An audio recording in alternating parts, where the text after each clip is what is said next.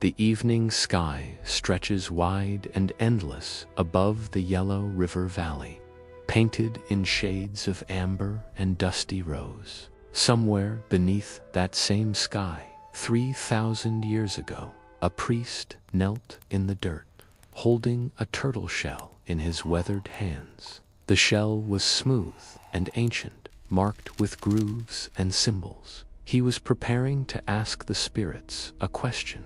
Tonight, we'll walk beside him, slowly, quietly, as we explore the oracle bones of the Shang Dynasty, those mysterious, inscribed shells and bones that served as bridges between the human world and the realm of ancestors and gods.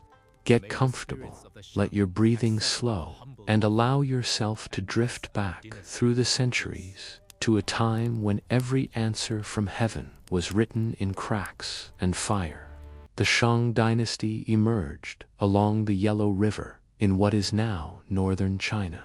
Somewhere around 1600 BCE, this ancient civilization, one of China's earliest, was a world of walled cities, bronze vessels, and elaborate rituals. But more than anything, it was a world where the living and the dead existed side by side, where kings consulted their ancestors before making any significant decision, and where the future could be glimpsed through careful interpretation of the spirit world's messages.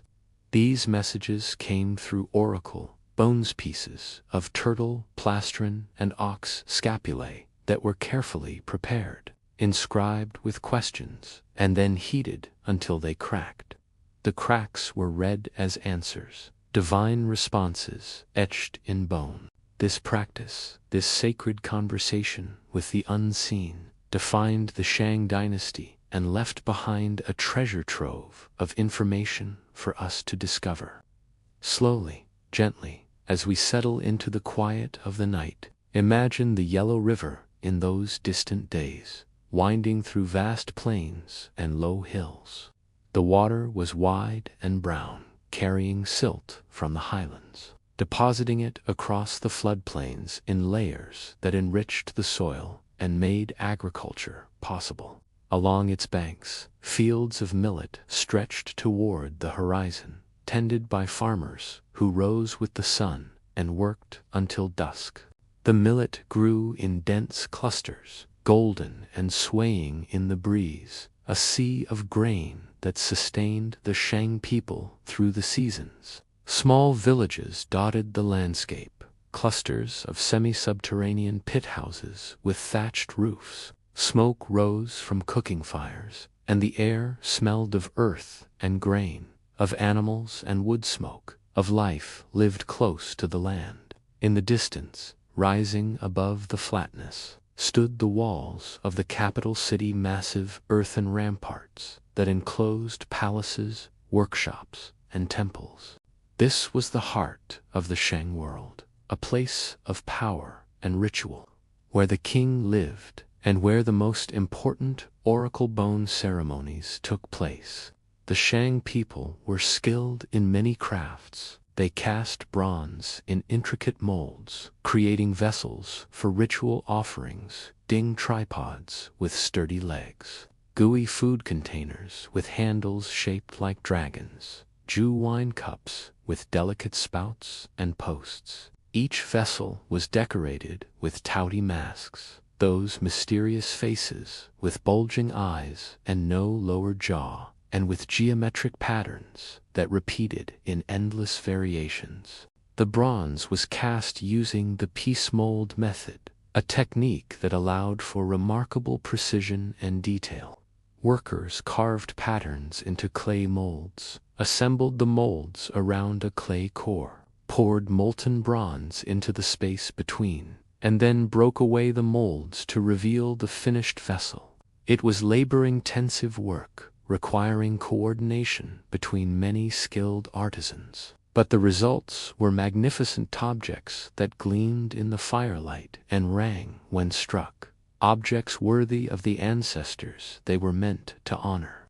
The Shang also carved jade into delicate shapes, discs and pendants, blades and ornaments. Jade was prized for its hardness, its smoothness, and its subtle colors ranging from pale green to deep emerald. Working jade required patience and skill, as the stone had to be ground and polished with abrasives rather than carved with metal tools.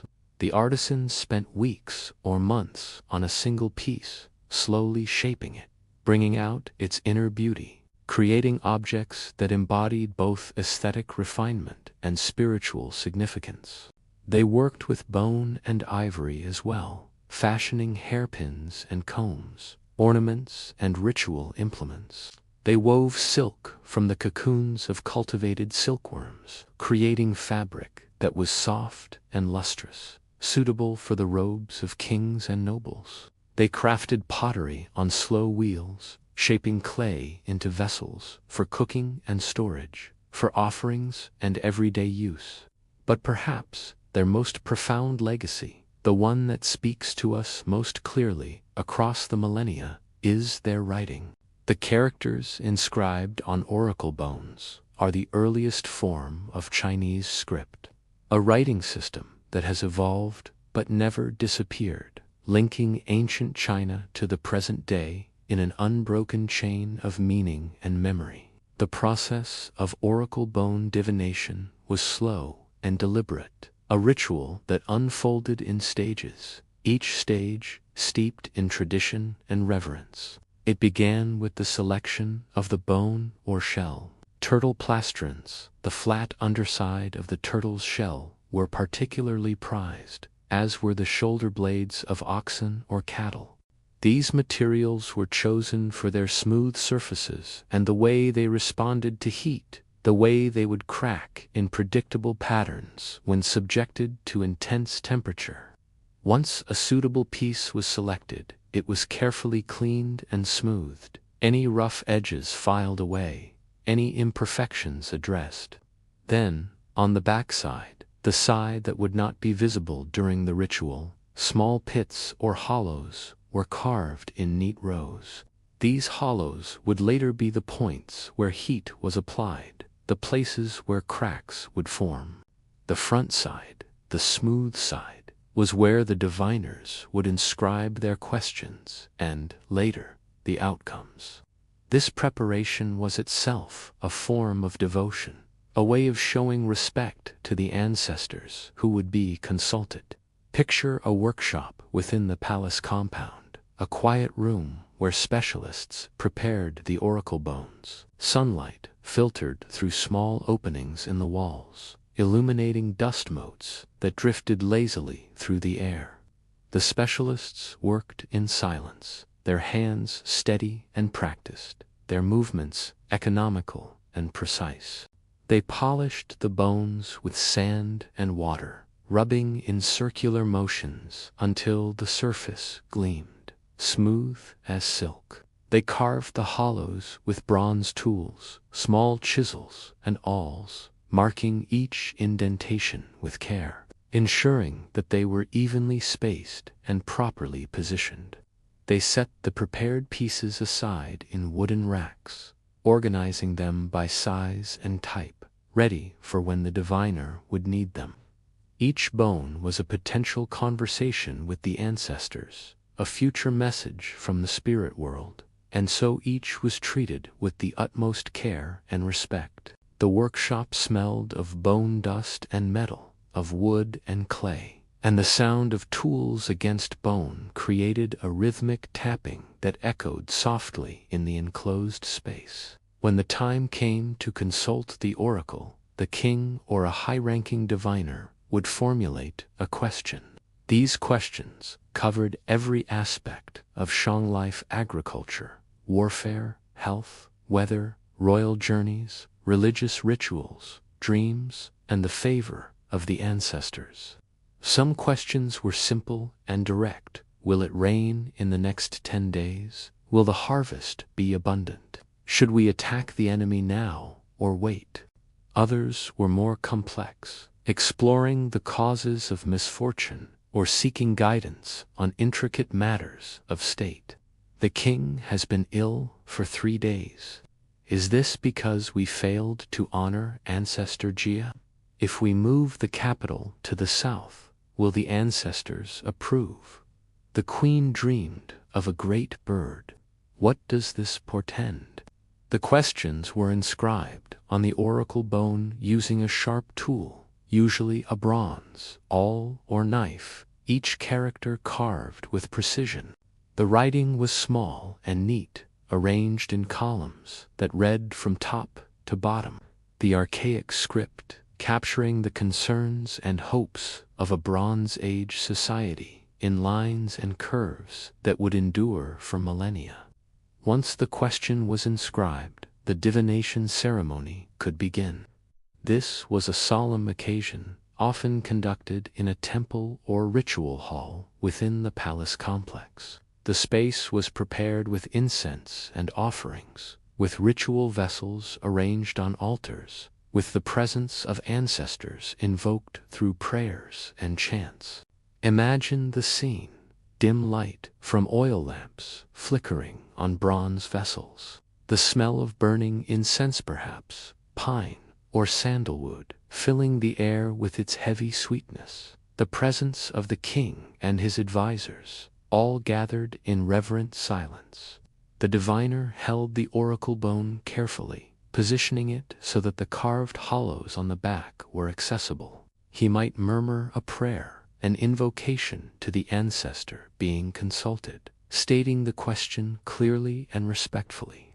Then, using a heated bronze rod or a glowing piece of wood taken from the fire, the diviner applied intense heat to one of the hollows. The bone responded, the heat causing stress in the material, and suddenly a crack would shoot across the surface, sharp, clean line that branched and forked in unpredictable ways, creating patterns that seemed to carry meaning, that seemed to be the very voice of the ancestor made visible. This crack was the answer, and it was the diviner's task to interpret its meaning. The art of reading oracle bone cracks was highly specialized, passed down through generations of priestly families who guarded their knowledge jealously. The diviner studied the direction of the crack, its length, the way it branched, the relationship between multiple cracks, if more than one hollow was heated during the session. There were established patterns and traditional interpretations, a body of knowledge that had accumulated over decades or centuries. A long, straight crack that ran toward the top of the bone might indicate a favorable answer, the approval of the ancestors, a positive outcome for the proposed action. A short, branching crack that twisted back on itself might suggest complications or caution, a warning that the matter required further consideration or additional offerings. Sometimes multiple hollows were heated, creating a network of cracks that had to be read in relation to each other, a complex pattern that required deep expertise to interpret correctly. The diviner spoke the interpretation aloud, his voice calm and authoritative, and it was recorded on the bone itself, often alongside the original question. The inscription might read, "Divined on the day Jiazi," asking whether it will rain in the next 10 days. The crack was auspicious. It did rain on the 7th day. Sometimes the actual outcome was also inscribed later, creating a complete record of question, prediction, and result. These inscriptions, thousands upon thousands of them, are what have survived to the present day, offering us a window into the Shang Dynasty's worldview and daily concerns. The questions asked of the oracle bones reveal a society deeply attuned to the rhythms of nature and the cycles of the agricultural year. The Shang people depended on millet and wheat, crops that required careful timing and adequate rainfall. The success of the harvest depended on planting at the right moment, on timely rains during the growing season, on protection from pests and diseases. Unfavorable weather during the harvest itself. Many oracle bone inscriptions concern rain. In the next 10 days, will there be rain sufficient for the crops? Should we perform a rain-making ritual to the river god? Will the drought end before the millet withers? If we sacrifice cattle to the high god, will he send rain? These questions were not abstract. They were matters of survival, of whether there would be enough food to feed the population through the winter, whether families would thrive or suffer.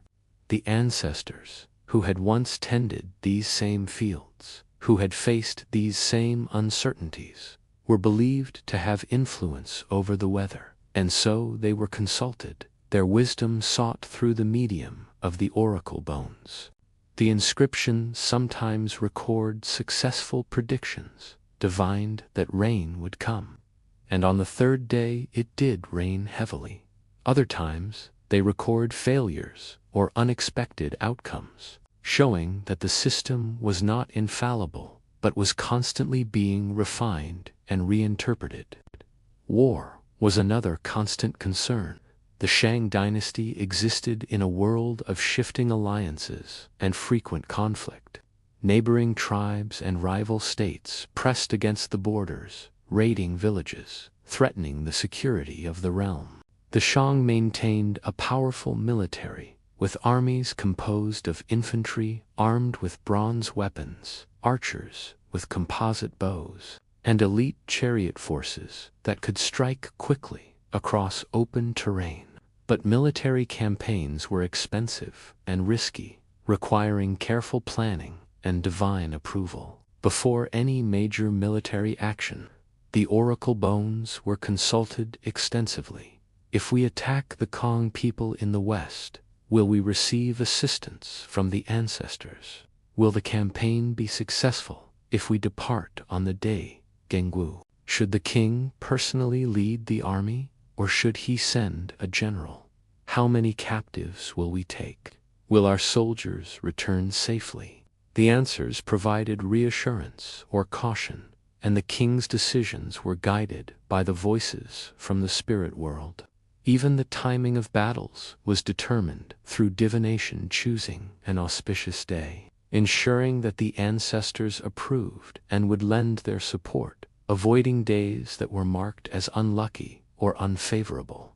The oracle bones record the outcomes of these campaigns as well, sometimes celebrating victories with inscriptions, like we attacked the enemy and captured 300 men, and other times noting setbacks or unexpected difficulties.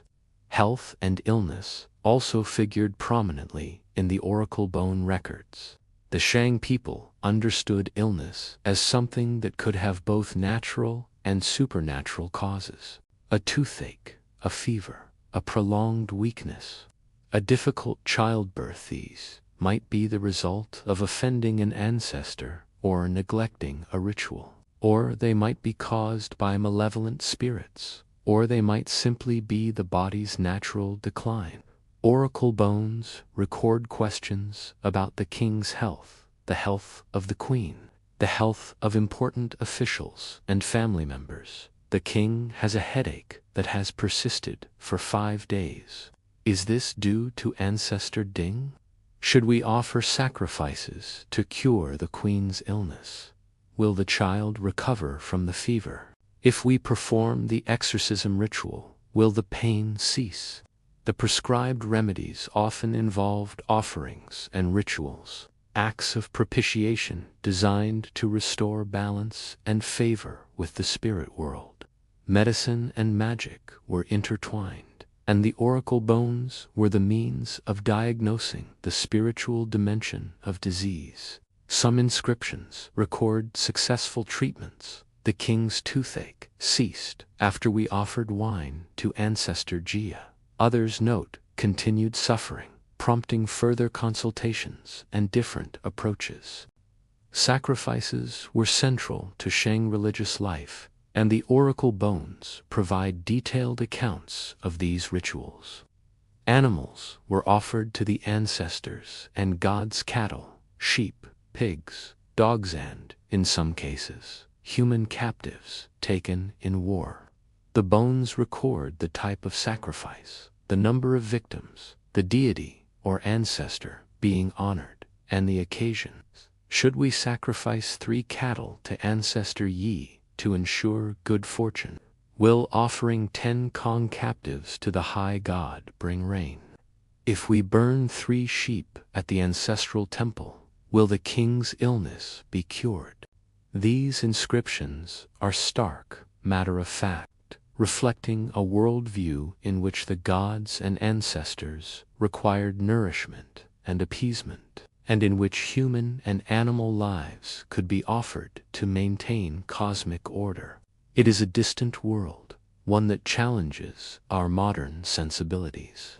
But it is also a world seeking connection, seeking to maintain harmony between heaven and earth through acts of devotion and sacrifice. The scale of some sacrifices was enormous. Inscriptions mentioned hundreds of cattle, dozens of human victims, elaborate ceremonies lasting multiple days. These were not casual offerings, but profound acts of communication, attempts to secure divine favor through generosity and devotion. The Shang kings themselves were central to this system of communication with the spirit world. The king was not merely a political leader. He was a religious figure, the chief intermediary between the human and divine realms. His ancestors were the royal ancestors, powerful spirits who continued to influence the fortunes of the dynasty even after death. The king honored them with sacrifices and offerings, consulted them through oracle bones, and built elaborate tombs to house their remains and grave goods. This ancestor worship was the foundation of Shang spirituality, a belief that the dead remained active, watchful, and capable of blessing or cursing their descendants. The king's legitimacy derived in part from his connection to the ancestors, from his ability to communicate with them and to secure their favor. A king who neglected the ancestors, who failed to perform the proper rituals, who lost their support, was a king whose authority was undermined, whose reign was in jeopardy. Let us imagine a typical day in the Shang capital, the city of Yin, near modern-day Anyang. Dawn breaks slowly over the river valley, the sky shifting from deep blue to pale gold, then to the bright clarity of morning. Roosters crow from the village compounds surrounding the city, their calls echoing across the fields. Smoke begins to rise from hearth fires as families prepare their morning meals, millet porridge, perhaps, or steamed cakes, simple food to sustain them through the day's labor. In the palace, attendants move quietly through the courtyards, sweeping the packed earth, arranging offerings on altars, preparing for the day's rituals. The king rises from his sleeping platform, performs his ablutions in a bronze basin filled with warm water, and dresses in robes of silk embroidered with dragon motifs and geometric patterns. He will spend the morning in the ancestral temple, making offerings of wine and grain to his forefathers, reciting prayers and invocations, ensuring that the connection between the living and the dead remains strong. Later, there will be consultations with advisors, discussions of military strategy, reports from the provinces about harvests and tribute. And if an important decision looms, whether to launch a campaign against the western tribes, whether to move the capital to a new location, whether to undertake a major construction project, the oracle bones will be prepared, and the ancestors will be asked for their guidance. Outside the palace walls, the city bustles with activity. Artisans work in their workshops, bronze casters tending furnaces that burn at intense heat, pouring molten metal into carefully prepared molds. Jade carvers grinding and polishing precious stones with sand and water and endless patience. Potters shaping clay on slow wheels, their hands guiding the material into graceful forms.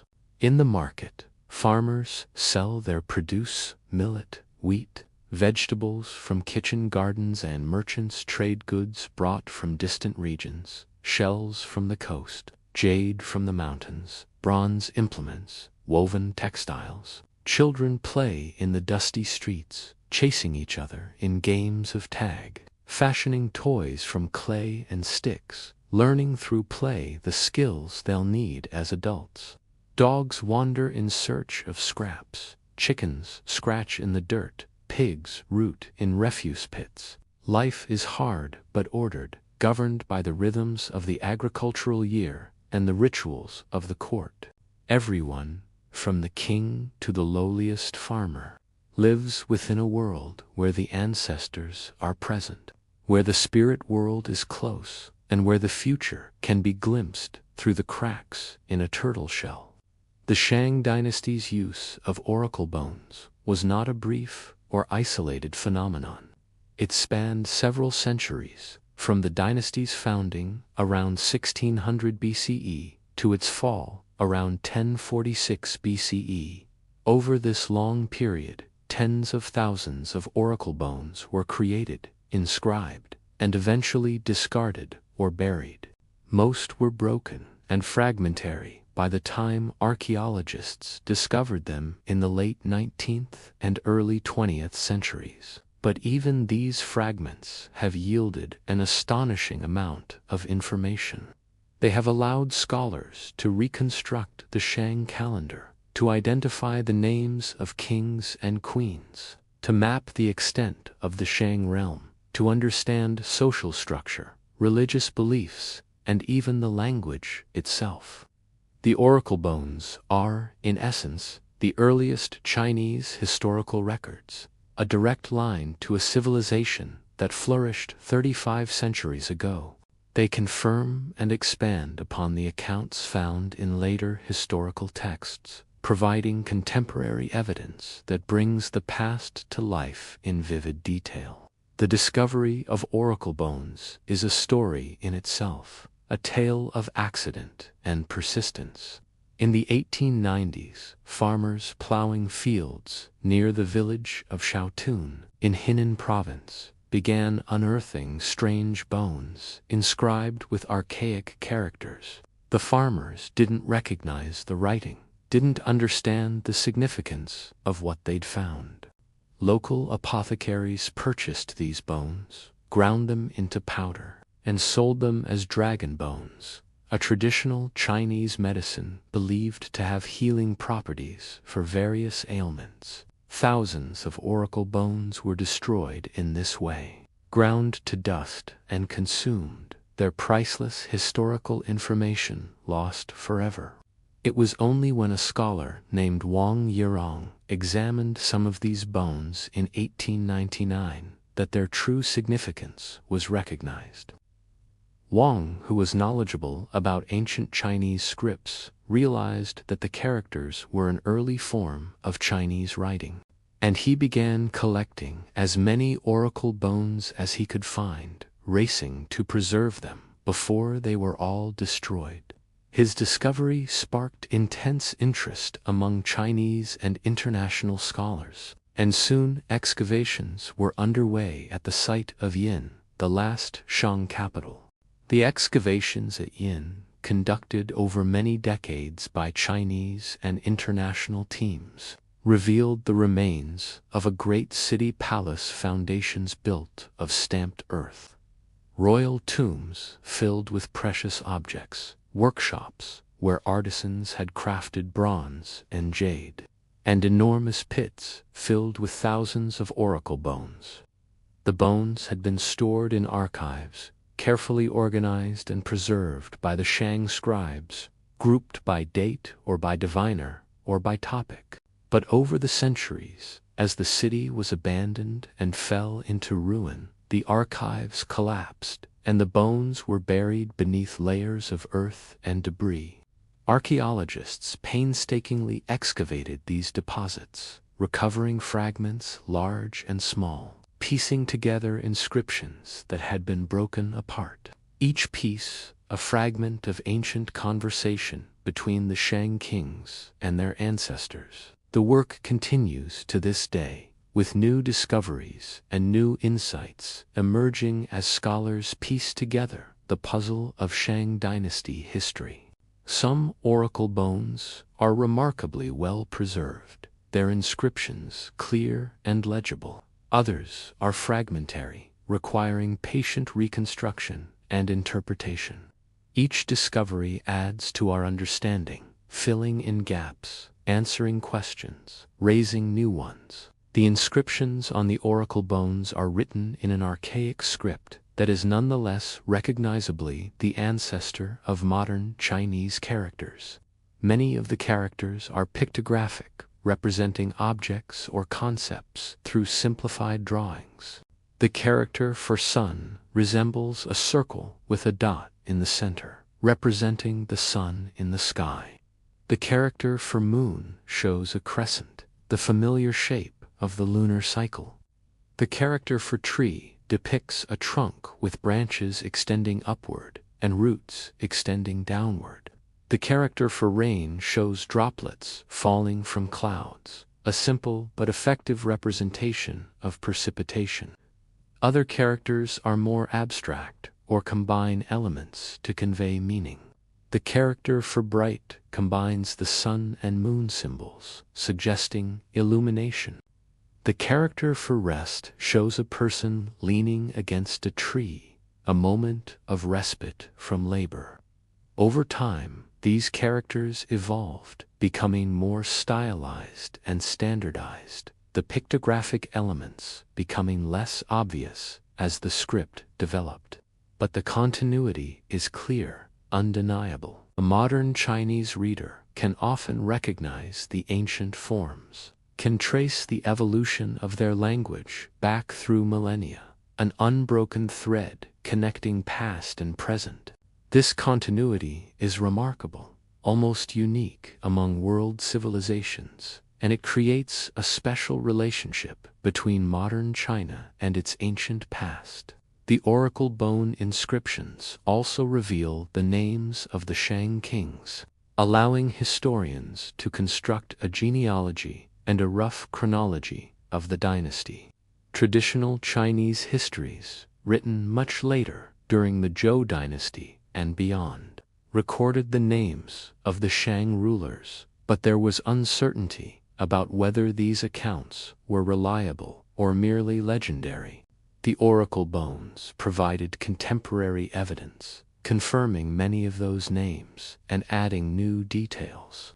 The last 9 Shang kings are particularly well documented in the oracle bone record. Their reigns marked by specific styles of inscription and divination practice. From these records, scholars have been able to piece together the political history of the late Shang period. The wars fought against neighboring tribes, the alliances formed and broken, the internal struggles within the royal family, the slow decline that eventually led to the dynasty's fall. The oracle bones have transformed the Shang dynasty from legend into history, from a dimly remembered past into something tangible and knowable. But the oracle bones are more than just historical records. They are also windows into the daily lives and concerns of the Shang people.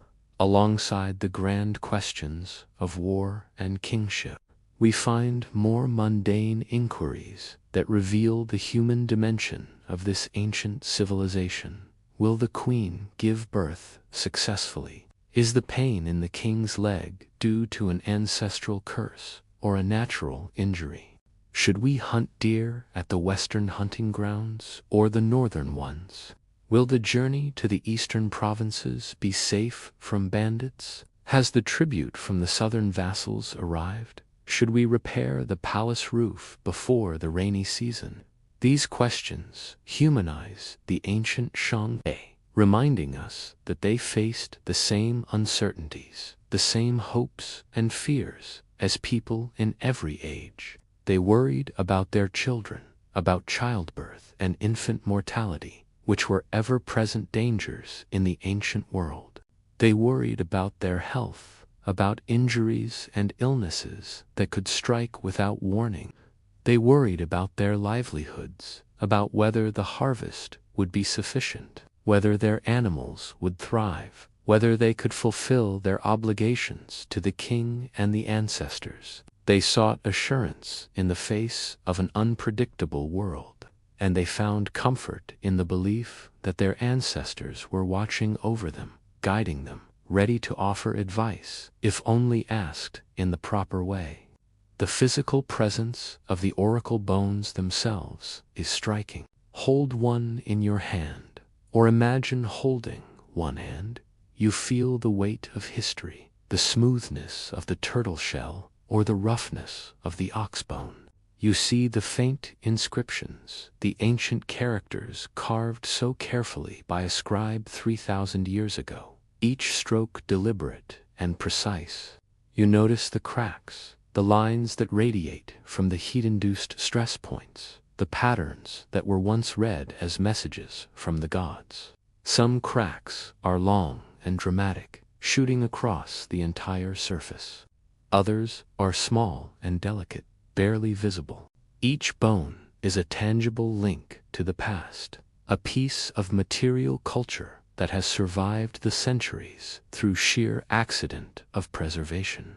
Many oracle bones were burned in fires that swept through the city, broken and discarded when they were no longer needed, or simply deteriorated over time. But thousands remained, buried in the earth, protected by layers of soil, waiting to be found, waiting to tell their stories.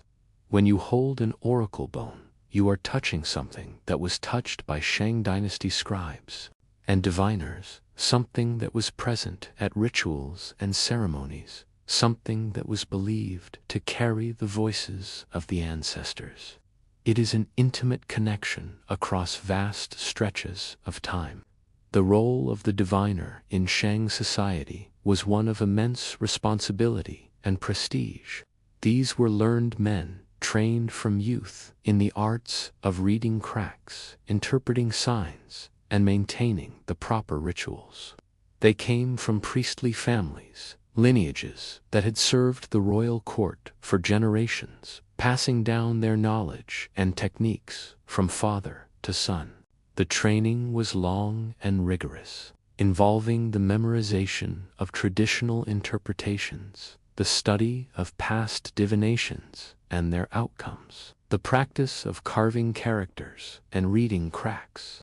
A diviner had to be able to work under pressure, to provide answers when the king and court were watching, to speak with confidence and authority, even when the cracks were ambiguous or difficult to interpret.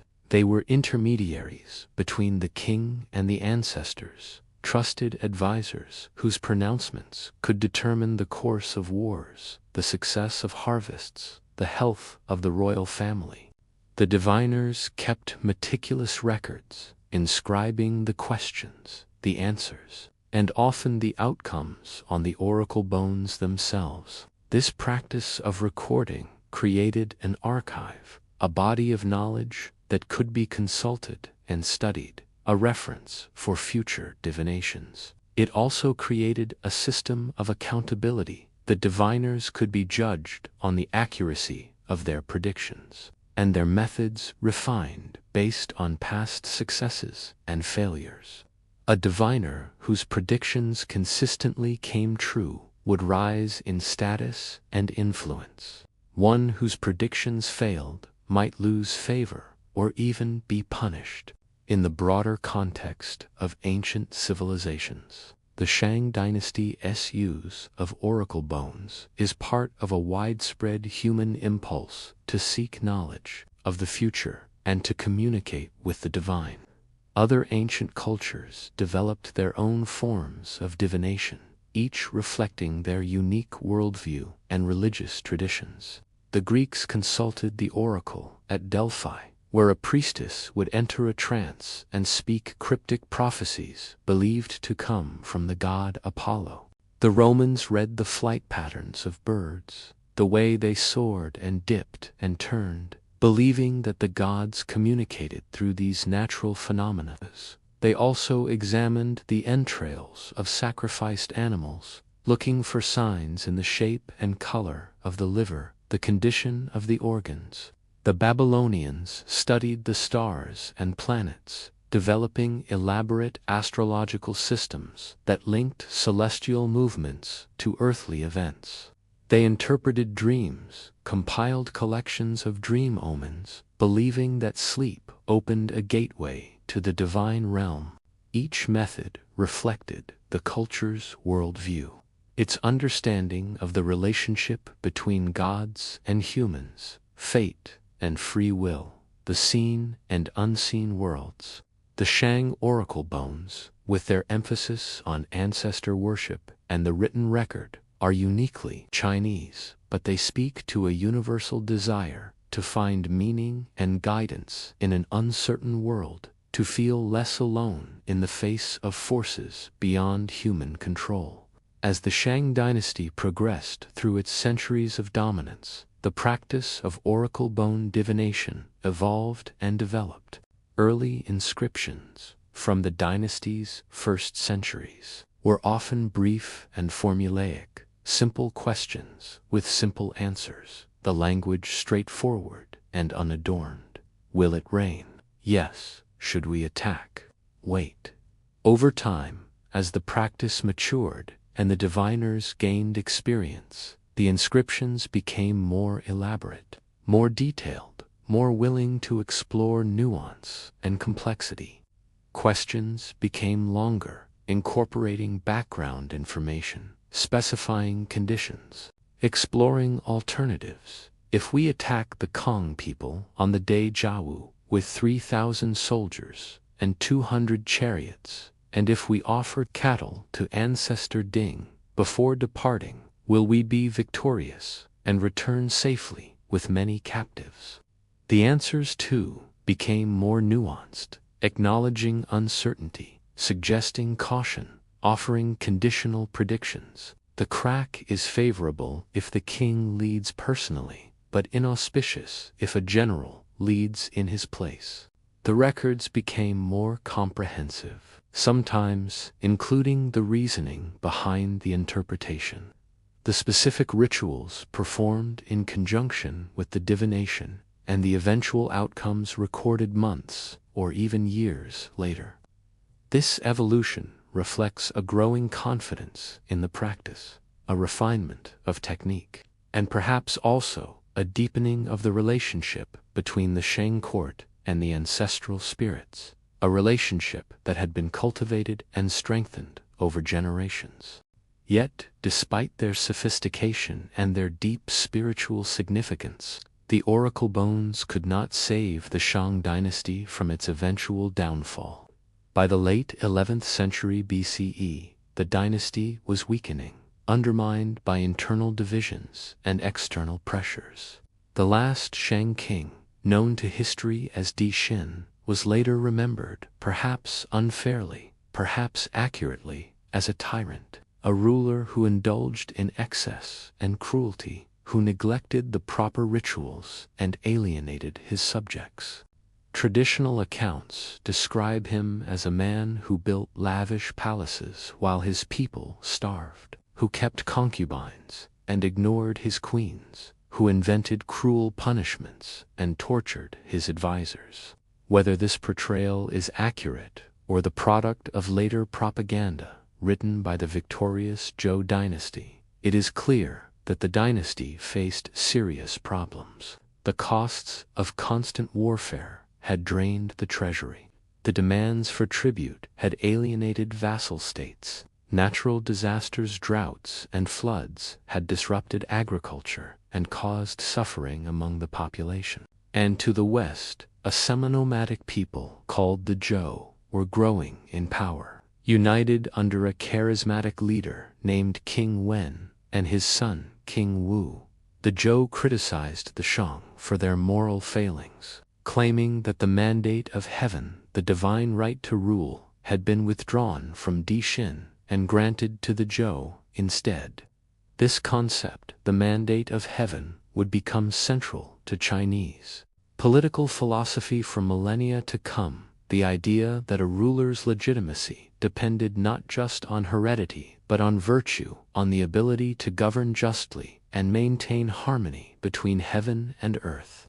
The final confrontation came around 1046 BCE at the Battle of Mai, fought on the plains near the Shang capital. The Zhou forces, aided by allies from neighboring tribes and by disaffected Shang subjects who had joined their cause, met the Shang army in a decisive engagement. The battle was fierce but brief. The Shang forces, despite their numbers and their reputation as fierce warriors, crumbled in the face of the Zhou assault. Some accounts say that Shang soldiers defected in the midst of battle, turning their weapons against their own commanders. So widespread was the dissatisfaction with Di Xin's rule. The Zhou forces swept through the Shang lines, and the king's army disintegrated. Di Xin, realizing that all was lost, that his dynasty had come to an end, retreated to his palace. According to legend, he dressed himself in his finest jade ornaments, the precious stones that marked his status as king, and threw himself into the flames of his burning residence, choosing death by fire over capture and humiliation. The Shang dynasty ended in fire and defeat, and the Zhou dynasty began, ushering in a new era of Chinese history, an era that would last for centuries and would see the development of many of the philosophical and cultural traditions that define Chinese civilization to this day. With the fall of the Shang, the practice of oracle bone divination gradually declined. The Zhou adopted many Shang religious practices and continued to honor their own ancestors with elaborate rituals and offerings, but they did not rely on oracle bones to the same extent as their predecessors. Other forms of divination, such as the use of yarrow stalks in the system that would eventually develop into the I Ching or Book of Changes, gained prominence during the Zhou period. The I Ching used a different method, tossing stalks or coins to generate hexagrams, symbolic patterns that were then interpreted according to a complex body of texts and commentaries. This system was more abstract, more philosophical, less tied to the physical act of cracking bones and reading patterns. The Zhou also developed new religious concepts, including the mandate of heaven and a more abstract conception of divinity. Moving away from the Shang emphasis on specific ancestral spirits toward a more generalized cosmic order. The Shang capital at Yin was abandoned, its palaces left empty, its temples silent. Over the centuries, the city crumbled and was buried beneath layers of earth and vegetation. Buildings collapsed, walls eroded, the packed earth foundations slowly dissolving back into the soil from which they had been built. The oracle bones stored in their archives were forgotten, their inscriptions unread, their voices silent for 3,000 years. But time has a way of bringing forgotten things back to light. The rediscovery of the oracle bones in the late 19th century was a revelation, a resurrection of voices that had been silent for millennia. Scholars devoted their careers to deciphering the inscriptions, to understanding the language and the script, to reconstructing the history and culture of the Shang dynasty. The oracle bones became a foundation for the study of early Chinese civilization, a primary source of unparalleled value, offering insights that no later historical text could provide. They transformed our understanding of ancient China, revealing a sophisticated, literate society that was far more advanced than previously imagined, a civilization that had developed writing, bronze metallurgy, urban planning, and complex religious practices long before comparable developments in many other parts of the world. The study of oracle bones connected modern China to its deep past, providing tangible evidence of cultural continuity, showing that the Chinese writing system, the Chinese language, Chinese philosophical and religious concepts all had roots that extended back 35 centuries and beyond. The study of oracle bones continues to this day, with new discoveries and new interpretations constantly emerging. Each bone is a puzzle, each inscription a message from the past waiting to be understood. Scholars work with high-resolution photography, digital databases, and computational tools to analyze the characters, to compare inscriptions across different bones and different periods, to trace patterns and connections that might not be visible to the naked eye. The work is painstaking and slow, requiring deep expertise in ancient Chinese language, in paleography, in the history and culture of the Shang Dynasty. But it is also deeply rewarding, bringing us closer to the people who lived and died in that distant era, who worried and hoped, who asked questions of their ancestors and waited for answers in the cracks of a heated bone. Each newly deciphered inscription adds a small piece to the larger picture, filling in gaps in our knowledge, answering long-standing questions, sometimes raising new mysteries that demand further investigation. The oracle bones also raise profound questions about the nature of belief, fate, and free will. Did the Shang truly believe that the ancestors controlled the weather, determined the outcomes of battles, caused illness or health?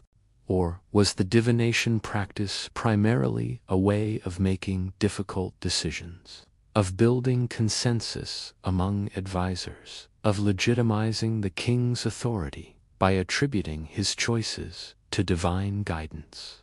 Perhaps it was both a sincere religious belief combined with a pragmatic political tool. The line between faith and function is often blurred in religious practices, and the oracle bones remind us that ancient peoples were as complex and multifaceted as we are capable of holding multiple truths simultaneously, of being both deeply spiritual and shrewdly practical. A king might genuinely believe in the power of the ancestors, while also recognizing that consulting the oracle bones gave him a way to gauge the opinions of his advisors, to test different courses of action, to delay a decision while gathering more information. The oracle bones served multiple purposes, operating on multiple levels of meaning and significance. Consider the experience of a Shang farmer living in a small village far from the capital. His world circumscribed by the fields he tended and the rhythms of the agricultural year.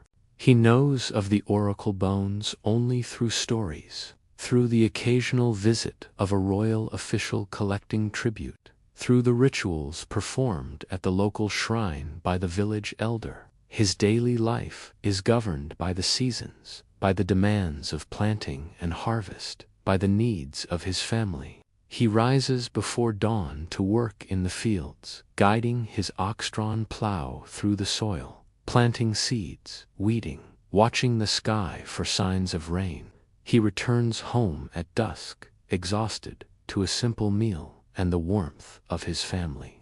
Yet he, too, believes in the ancestors, honors them with simple offerings of grain and wine placed on a modest altar in his home, and trusts that they watch over him and his descendants.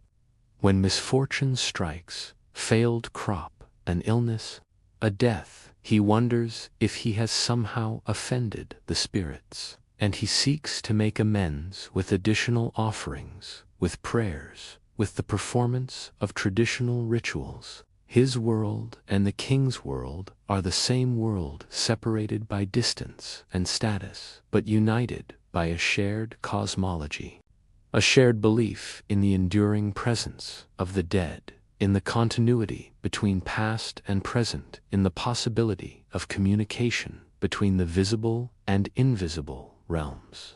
Or imagine a Shang queen, sitting in the cool shade of the palace courtyard on a hot summer afternoon, embroidering silk with gold thread, creating patterns of dragons and phoenixes, symbols of royal power and cosmic harmony. She knows that her husband, the king, is at this moment in the ritual hall, consulting the oracle bones, asking the ancestors whether she will bear him a son, whether the pregnancy will be safe, whether the child will live to adulthood. She feels the weight of expectation, the pressure to produce an heir, to secure the dynasty's future, to fulfill her role as queen and wife. She prays silently to her own ancestors, the maternal line that stretches back through generations, asking for their protection and blessing. She makes offerings at her private altar, burning incense, pouring wine, speaking in whispers to mothers and grandmothers, long dead but not forgotten. When the diviner announces the result of the oracle bone reading, she will accept it, whether favorable or ominous. Because the ancestors have spoken, and their word is final, she will perform the appropriate rituals, make the prescribed offerings, and place her trust in the wisdom of those who came before. Her fate and the fate of her unborn child are in the hands of powers greater than herself, and she finds a strange comfort in that surrender, in the knowledge that she is not alone, that she is supported and watched over by generations of women who faced the same challenges, the same fears, the same hopes. The relationship between the living and the dead in Shang society was intimate and ongoing, not something distant or abstract, but a daily reality. The dead were not gone.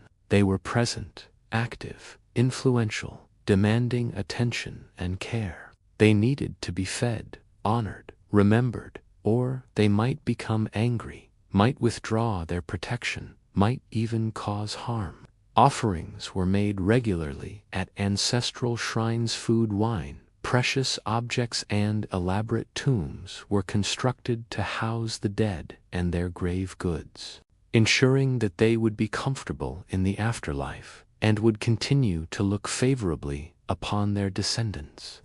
The royal tombs at Yin were vast underground chambers, dug deep into the earth, accessed by long ramps. The tombs were filled with bronze vessels for food and wine, jade ornaments, weapons, chariots, musical instruments, and even the bodies of servants and captives who were sacrificed to accompany the deceased into the afterlife. These human sacrifices, discovered by archaeologists in rows and pits surrounding the main burial chamber, are one of the most disturbing aspects of Shang culture to modern sensibilities. Yet they testify to the depth of the Shang belief in an afterlife that mirrored earthly life, where the dead continued to need the trappings of status and power, where they continued to exert influence over the living world. The sacrificed individuals, often young men, captured in warfare but also sometimes servants from the palace, were sent to serve the deceased king or noble in the next world, ensuring that he would have attendants, guards, companions, everything needed to maintain his status and comfort. The oracle bones, then, were more than tools of divination. They were acts of communication, letters written to the ancestors, questions posed in the hope of guidance and reassurance, expressions of respect and devotion. Each inscription was a prayer, a plea, an acknowledgement of dependence on forces beyond human control.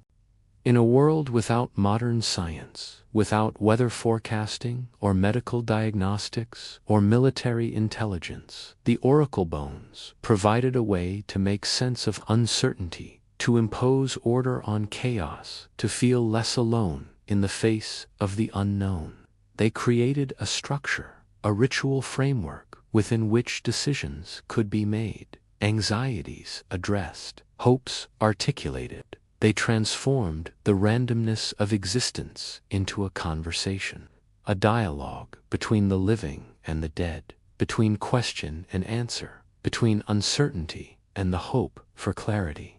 As we think about the oracle bones tonight, as we drift in that liminal space between waking and sleeping, we can feel a strange kinship with the Shang people despite the vast gulf of time and culture that separates us. We too live in a world of uncertainty. We too face questions about the future, about health and success and the outcomes of our decisions.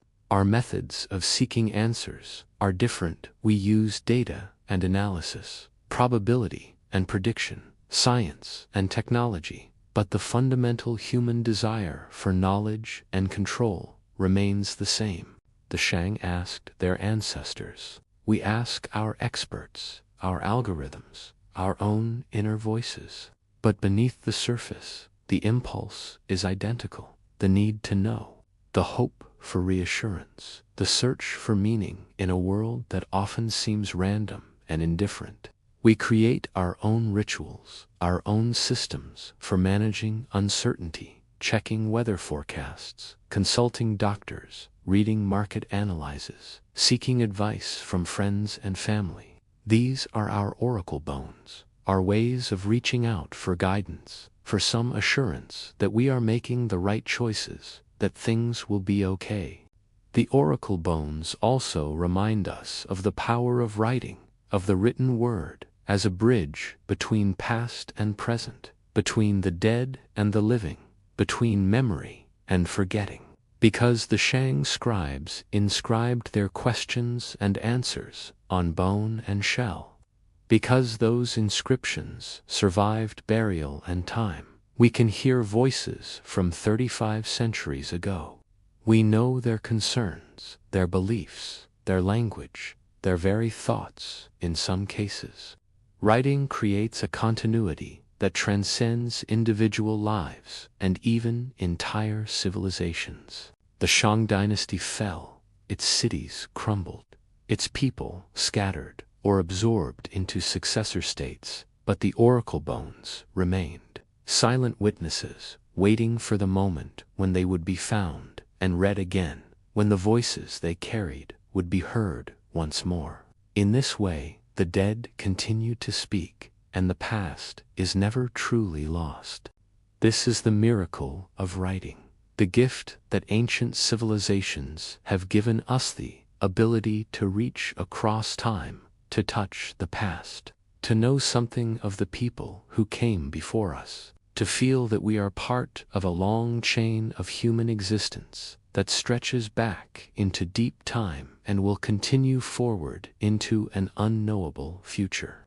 The landscapes of the Shang world have changed beyond recognition. The Yellow River has shifted its course many times over the millennia, flooding vast areas, abandoning old channels, carving new ones through the landscape.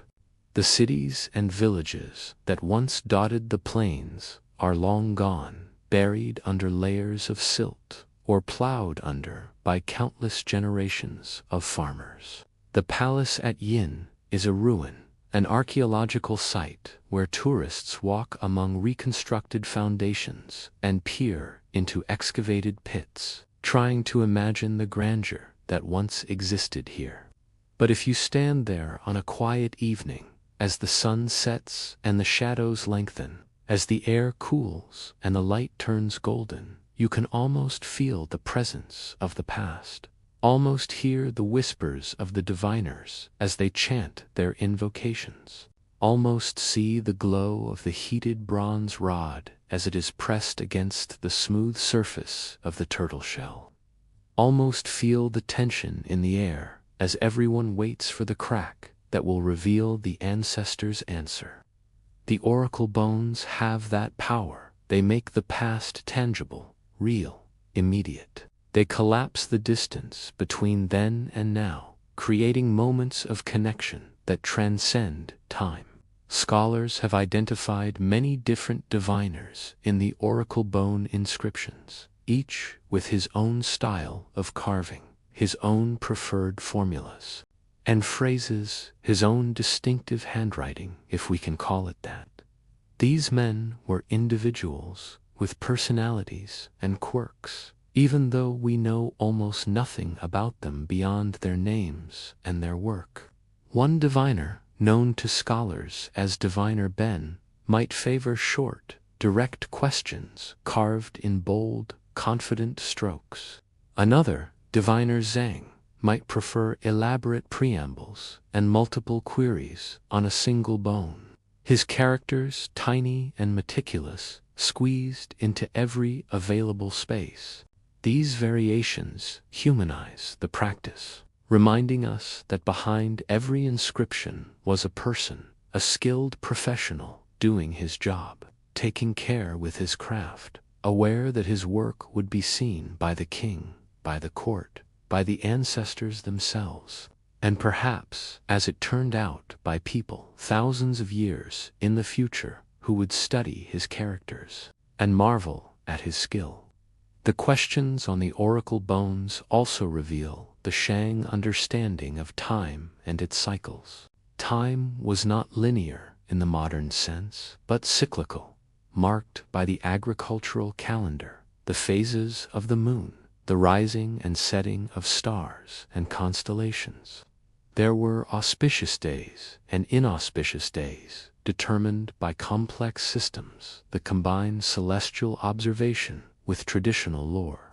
There were times for planting and times for harvest, times for war and times for peace, times for building and times for resting. The Shang used a calendar with 10-day weeks and 12 lunar months, with adjustments made periodically to keep the calendar aligned with the solar year and the agricultural seasons.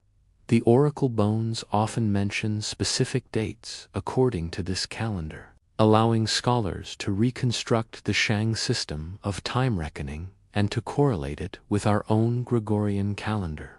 This attention to time reflects a desire for order, for predictability, for alignment with the rhythms of heaven and earth, for living in harmony with natural cycles rather than in opposition to them.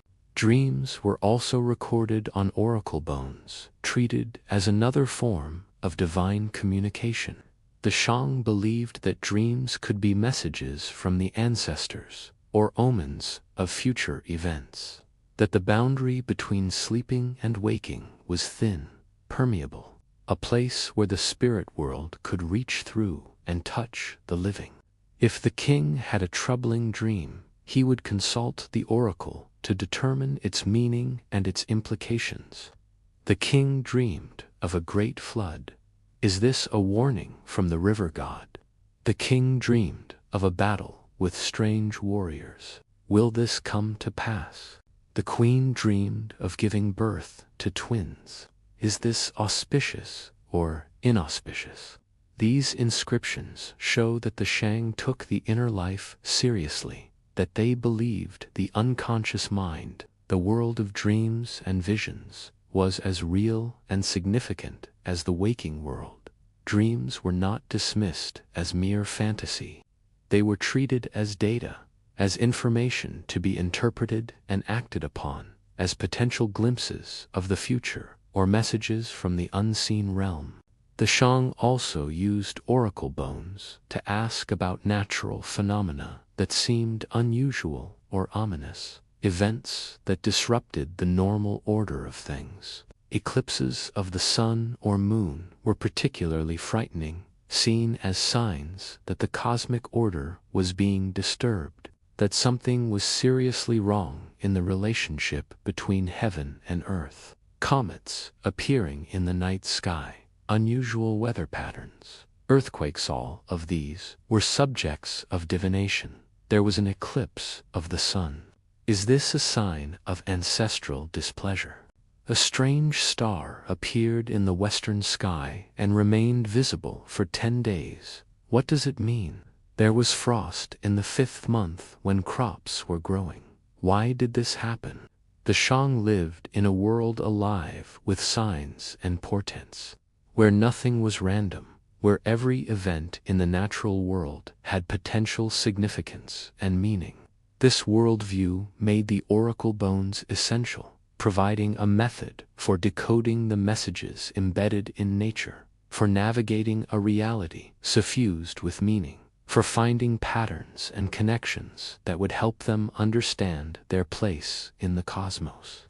Trade and tribute were practical concerns recorded on the oracle bones, showing that the Shang state was organized and bureaucratic despite its religious foundations. The Shang controlled a network of vassal states and allied tribes, and tributo, frings of goods and resources, flowed into the capital from the provinces on a regular schedule. The oracle bones mention tribute of cattle, sheep, grain, bronze, ingots, jade, cowrie shells used as currency, and various craft goods.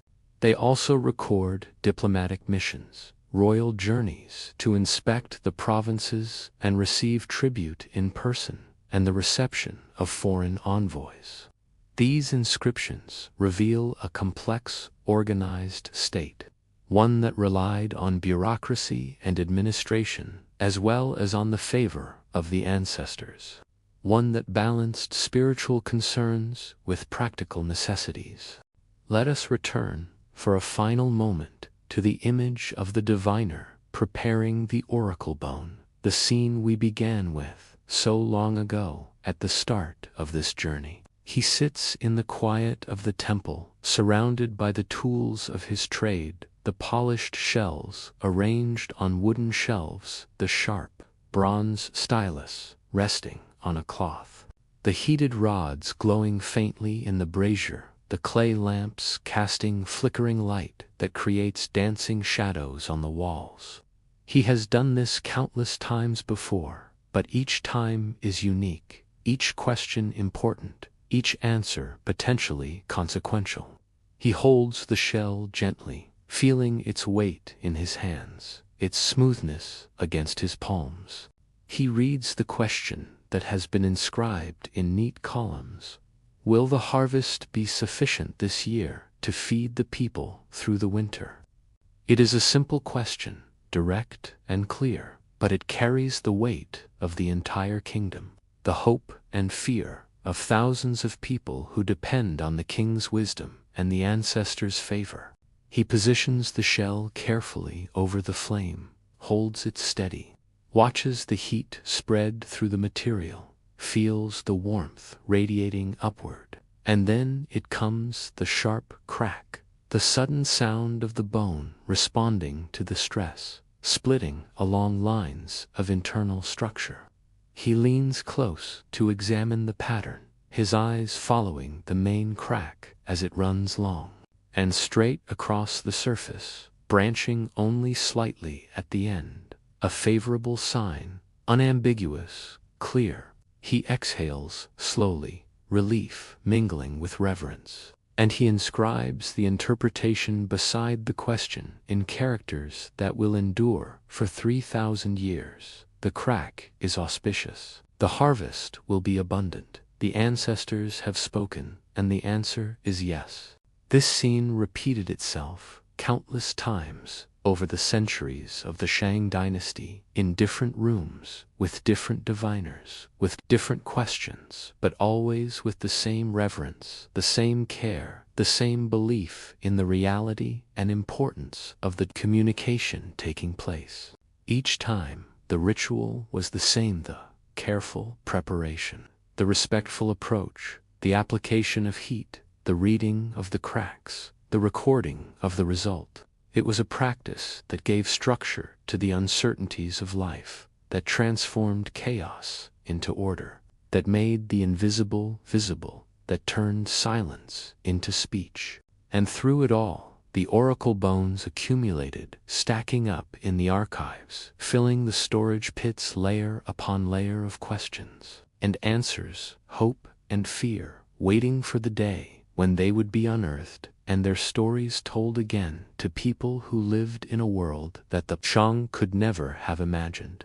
The oracle bones of the Shang Dynasty are many things: historical documents, religious artifacts, works of art, linguistic treasures. But perhaps most fundamentally, they are testament to the human need for connection between the living and the dead, between the past and the present, between question and answer, between human uncertainty and the hope, however fragile, for divine guidance and reassurance. They remind us that we are not the first to feel lost or uncertain, not the first to seek meaning in a chaotic world, not the first to reach out across the void, hoping that someone or something will reach back. The Shang reached out to their ancestors through cracks in heated bones. We reach out through stories like this one, through the study of the past, through the attempt to understand and connect with those who came before us. The methods differ, but the impulse is the same, the deep human need to feel that we are not alone, that our lives have meaning, that there is continuity and connection across the generations.